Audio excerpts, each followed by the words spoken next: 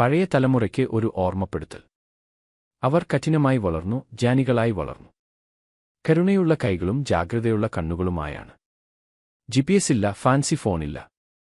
അവരെ വീട്ടിലേക്ക് നയിക്കാൻ ഭൂപടങ്ങളും നക്ഷത്രങ്ങളും മാത്രം.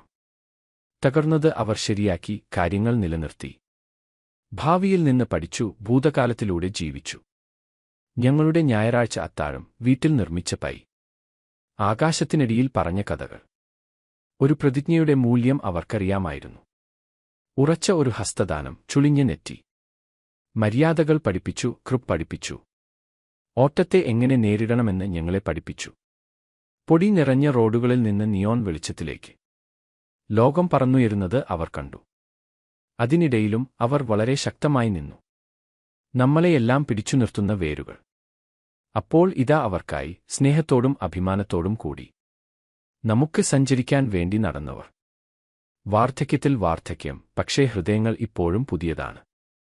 കാലത്തിന്റെ ആത്മാവ് നിങ്ങളിൽ ശക്തമായി മിടിക്കുന്നു.